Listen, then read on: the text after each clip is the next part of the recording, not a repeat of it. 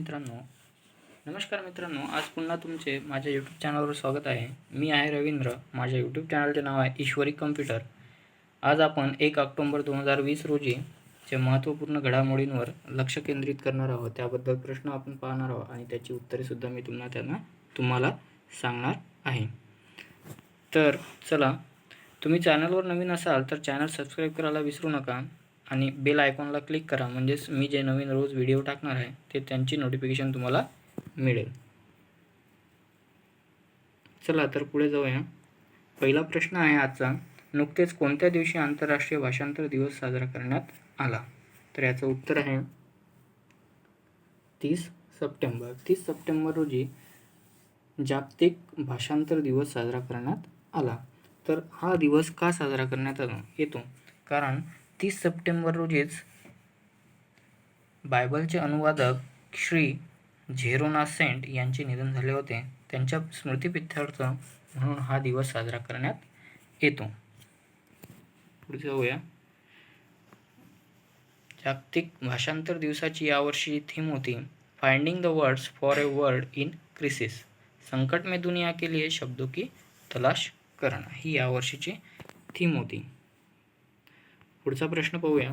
नुकतेच भारताचे पंतप्रधान नरेंद्र मोदी यांनी कोणत्या राज्यात नमामि गंगे या अभियानांतर्गत 6 मेगा प्रोजेक्टचे उद्घाटन केले? याचं उत्तर आहे उत्तराखंड.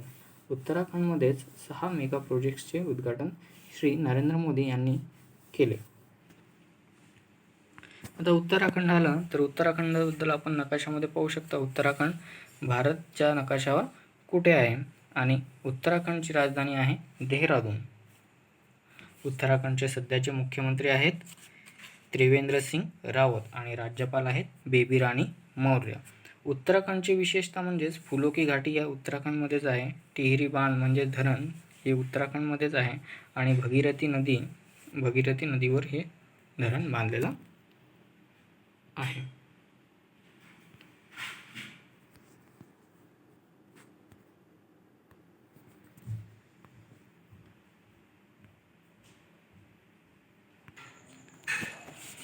पुढच्या प्रश्नाकडे वळूया. पुढचा प्रश्न आहे, नुकतेच कोणत्या राज्यात रेडिओ पाठशालाची सुरुवात करण्यात आली? रेडिओ पाठशालाची सुरुवात ओडिसा या राज्यात सुरुवात करण्यात आली.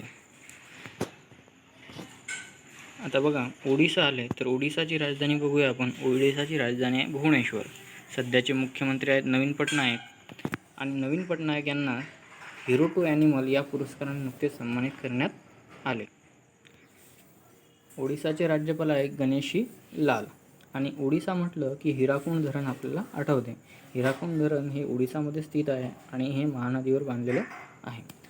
आता मागील 2 दिवसात मी तुम्हाला प्रश्न केला होता की पर्यटनाला प्रोत्साहन म्हणून बाय रोड या अभियानाला सुरुवात कोणत्या राज्यात करण्यात आली? तर आपण बघितलं होतं ओडिसा या राज्यातच या अभियानाची सुरुवात करण्यात आली होती. पुढे जाऊया.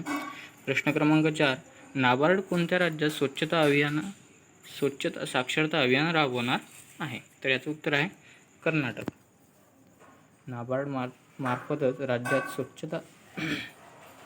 कर्नाटक राज्यात स्वच्छता साक्षरता अभियान राबवण्यात येणार आहे. आता नाबार्ड आलं तर नाबार्डबद्दल माहिती घेऊया. नाबार्डची स्थापना झाली होती 12 जुलै 1982 मध्ये. नाबार्डचे मराठीत नाव आहे राष्ट्रीय शेती व ग्रामीण विकास बँक. इंग्लिशमध्ये त्याला म्हणतात national bank for agriculture and rural development. पुढे जाऊया. आता कर्नाटक आलं तर कर्नाटकबद्दल माहिती घेऊया. कर्नाटक राज्याची राजधानी आहे बेंगळूर. कर्नाटकचे सध्याचे मुख्यमंत्री आहेत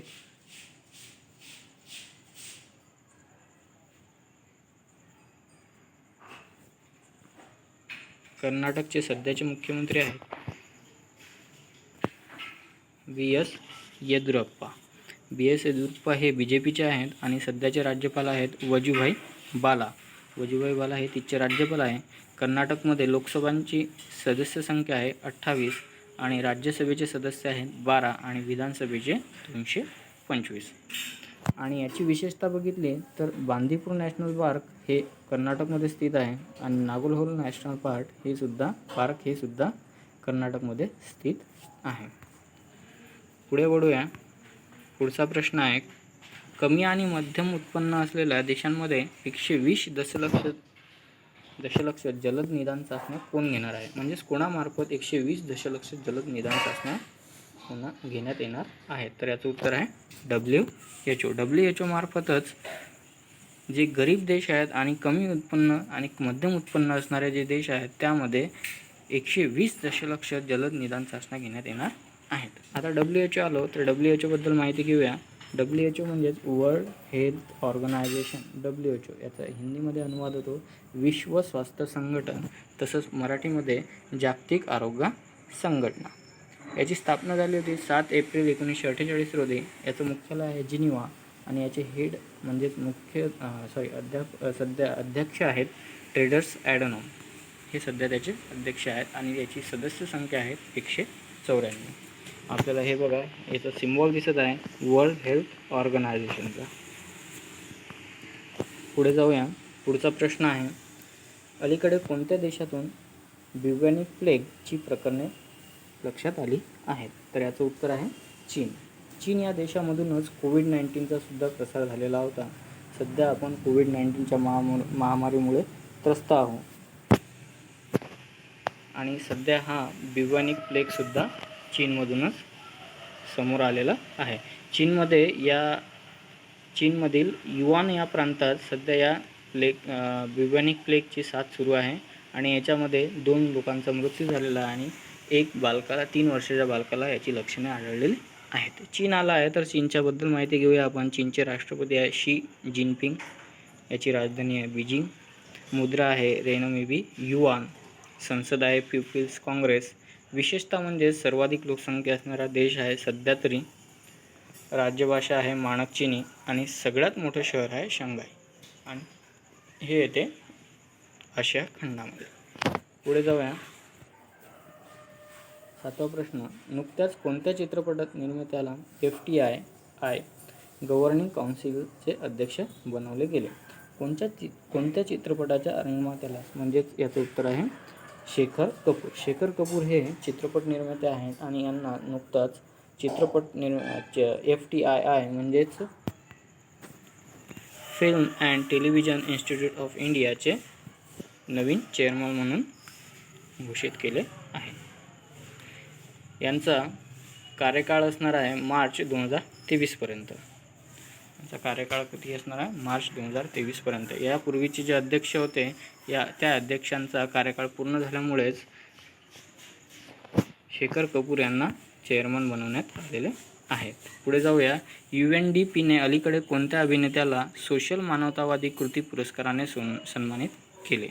म्हणजे सामाजिक कार्यामध्ये मानवता हा धर्म दाखवून सोनू सूद याने कोविड-19मध्ये जे परराज्यातील मजूर व इतर राज्यातील आणि आपल्या राज्यातील सुद्धा काही मजूर मुंबई आणि अलग वेगवेगळ्या ठिकाणीमध्ये अडकलेले होते, त्यांना प्रवासाची सोय करून दिली होती. तसेच कोविड-19मध्ये इतर सुद्धा लोकांच्या गरजा त्यांनी भागवण्याचा प्रयत्न केला होता. त्यामुळेच त्यांना या पुरस्काराने सन्मानित करण्यात आले.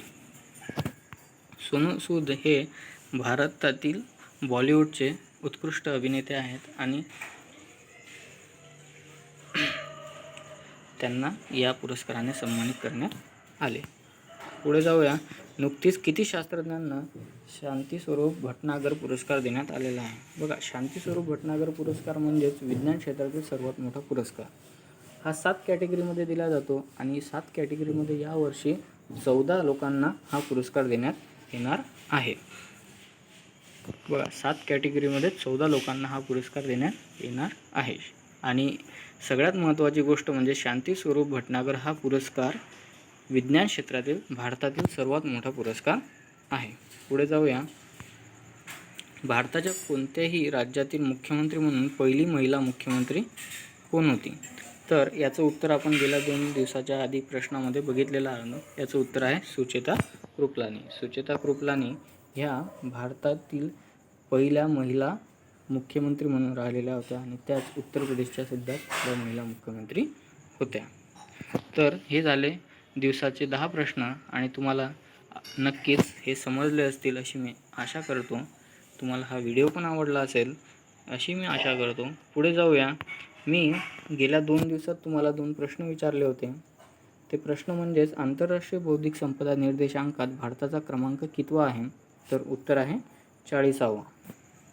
दुसरा प्रश्न आहे, जागतिक रेबीज दिन कोणत्या दिवशी साजरा केला जातो? तर याचं उत्तर आहे 28 सप्टेंबर. 28 सप्टेंबर रोजी जागतिक रेबीज दिन साजरा केला जातो.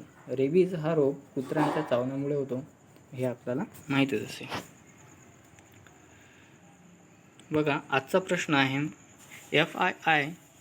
FIIF men's emerging player of the year पुरस्कार कुणाला मिळाला? याचे आपल्याला पर्याय दिले आहे, सुनील छेत्री, संजू यादव, गुरप्रीत सिंह सिंधू, अनिरुद्ध थापा असे तुम्हाला पर्याय दिलेले आहेत आणि याचं उत्तर मला कमेंट बॉक्समध्ये नक्की कळवा. पुढे जाऊया. पुढचा व्हिडिओ आपण उद्या सायंकाळी याच वेळेस प्रसिद्ध करणार आहोत. तरीही माझ्या यूट्यूब चॅनलला तुम्ही सबस्क्राईब करा आणि दिलेली बेल आयकॉनवर प्रेस करा, म्हणजेच तुम्हाला नवनवीन व्हिडिओ पाहायला मिळतील. धन्यवाद. तुम्हाला व्हिडिओ आवडला असेल अशी मी आशा करतो. धन्यवाद.